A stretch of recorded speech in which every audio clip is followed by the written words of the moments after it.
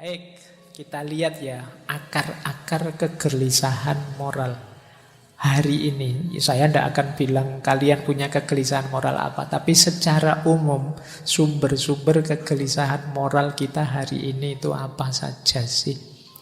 Ini ada beberapa hasil kontemplasi tentang situasi kita hari ini. Ini jadi bahan ya, itu setiap poin itu bisa didiskusikan satu kali seminar, itu masih panjang. Ini saya menginventarisir saja. Kita tengok ya, nanti boleh kalau ada yang ingin menanggapi problem-problem yang saya sebut ini. Yang pertama, situasi belief, kepercayaan, religiositas, dan lain sebagainya mulai banyak di kalangan kita perilaku-perilaku eksklusif. Ini mulai sering jadi sumber kegelisahan. Jadi eksklusif itu bahasa Arabnya jamid, jumud, kaku, macet, mandek. Jadi ada artikel yang kemarin saya baca yang bilang bahwa Indonesia itu sekarang growing intolerance. Mulai tumbuh, mulai besar perilaku-perilaku intoleran. Ini bagian dari kegelisahan. Jadi sistem, kalau istilahnya seorang filosof muslim yang namanya Abid Al-Jabiri, situasi dunia Islam hari ini itu situasi akidah yang eksklusif.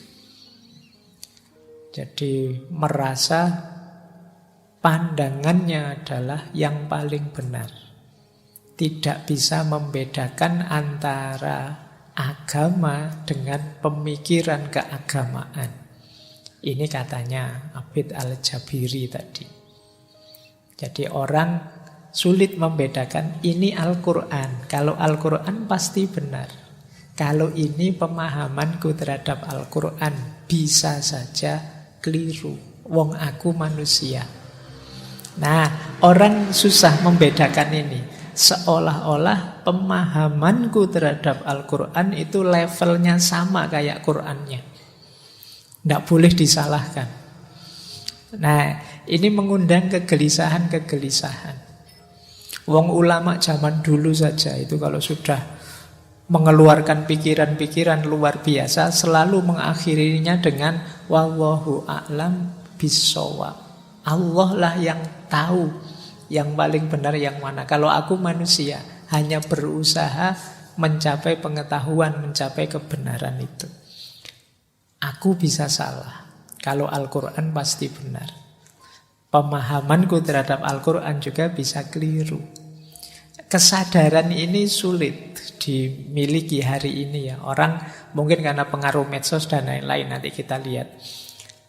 Membuat terus situasinya jadi jamid tadi, kaku. Nah, ini PR ya. Saya bilang setiap tema bisa dibahas panjang lebar. Saya mancing saja. Silahkan nanti kalian renungi situasi ini. Yang kedua, kalau tadi sistem kepercayaannya, sistem sosial kita. Sistem sosial kita hari ini modelnya masih model Qabilah. Qabilah itu sistem sosial yang fanatik. Ya kalau zaman dulu Qabilah itu suku ini, suku itu. Kalau sekarang ya mungkin aliran ini, aliran itu. Partai ini, partai itu, madhab ini, madhab itu. Jadi sistem sosial yang fanatik. Jadi kalau bahasa Arabnya ya asobiyah. Ini jadi akar kegelisahan moral juga hari ini. Kalau orang sudah fanatik itu right or wrong ya karena aliranku ya harus aku bela. Karena kelompokku harus benar terus. Nah ini perlu juga jadi bahan renungan kita ya. Ada kegelisahan semacam ini hari ini. Apa dulu ndak ada, Pak? Dulu ya ada. Sekarang lebih kelihatan karena media sosial. Yang ketiga, sistem budaya.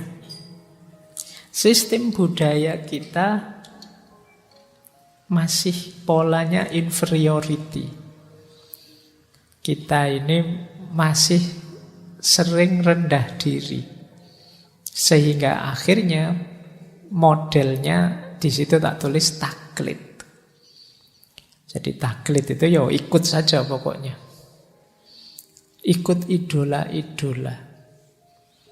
Semoga di sini tidak ada yang mengidolakan ngaji filsafat. Karena diidolakan itu diberhalakan.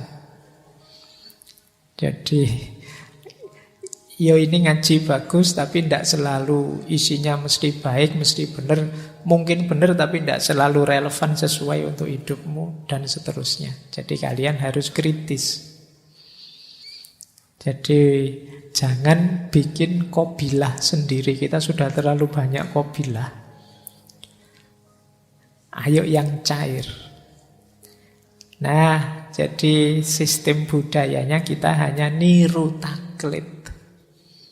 Untuk budaya sendiri kita agak inferior.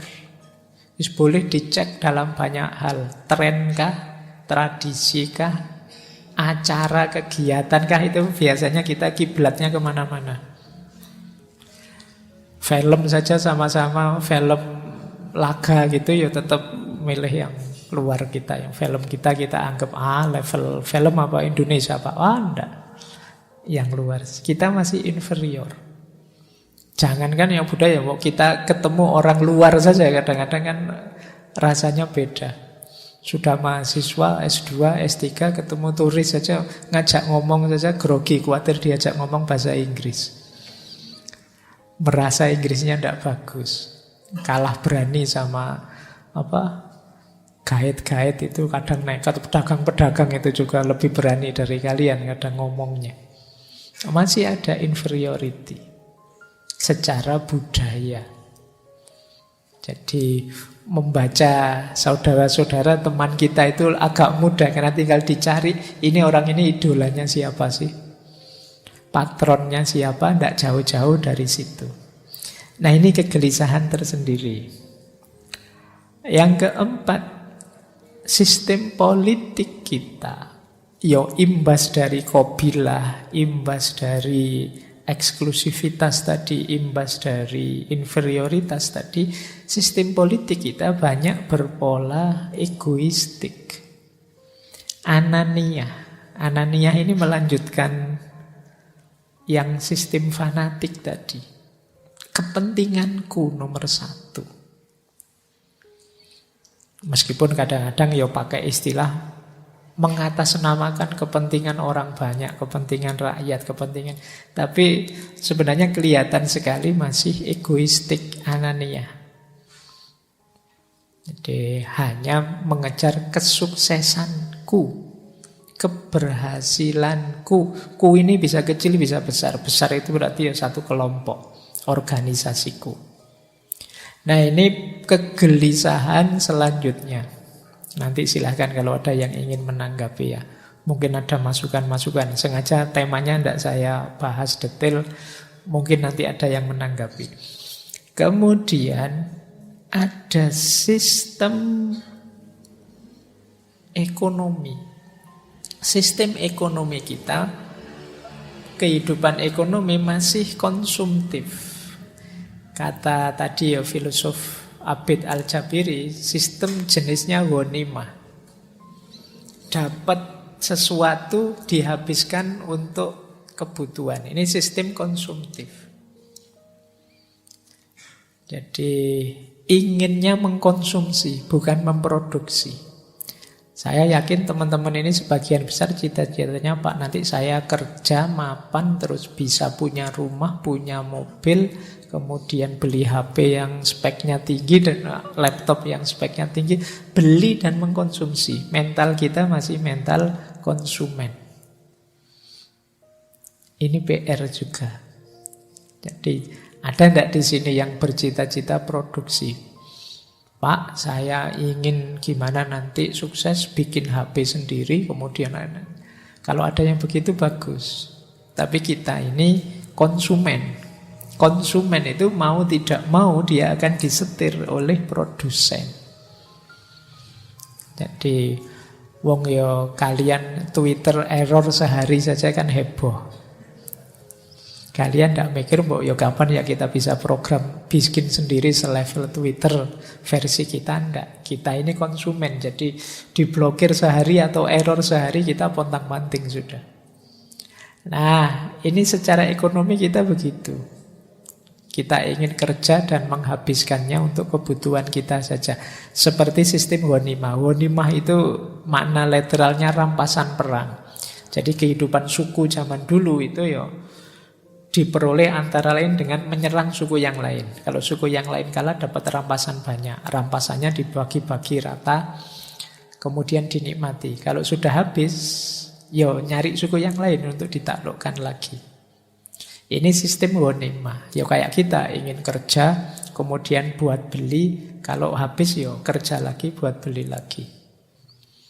Jadi kita seperti yang saya ceritakan dulu waktu menjelaskan one dimensional man-nya Marcuse itu kan manusia modern itu ya dijebak untuk bekerja mati-matian terus menikmati. Kalau menikmati habis kerja lagi. Kita tidak ada akhirnya. Nah, ini sistem ghanimah. Dan yang terakhir, situasi hari ini sistem komunikasi. Ini yang sering kita prihatinkan bersama. Orang menyebutnya era post-truth. Kalau bahasa Arabnya ini saya agak ijtihad. Mungkin istilah yang pasnya pakai bahasa Arab itu satohiyat. Satohiyat itu kayak satohatnya para sufi. Ya satohatnya para sufi mending dia karena kedekatan dengan Allah, asiknya dekat dengan Allah. Kalau kita ngelantur karena asiknya kita main HP. Ngomongnya tidak jelas, tidak kontrol dan lain sebagainya. Banyak hal tidak penting terus dipentingkan dan lain sebagainya. Ini sistem komunikasi yang satohiyat. Orang menyebutnya post-truth. Nah, ini akar-akar tadi ya, kegelisahan moral. Ini mengepungmu di sekelilingmu. Saya tidak tahu kalian level kesadaranmu di mana, tapi bagi orang yang punya kesadaran kritis, 6 hal ini menggelisahkan. Kecuali orang yang kesadarannya deterministik. Apa hidup ini dijalani saja, ngapain ruwet-ruwet mikir begitu. Atau yang punya kesadaran naif. Kesadaran naif itu orang yang saya tahu sih Pak ada masalah, tapi yo so what gitu loh. Biar sajalah masalah, biar masalah. Silahkan yang ahlinya menyelesaikan, saya yo menikmati saja. Ini orang naif. Nah, kalian ada di mana, ingin berkontribusi apa terhadap problem-problem ini, silahkan kalian pertimbangkan.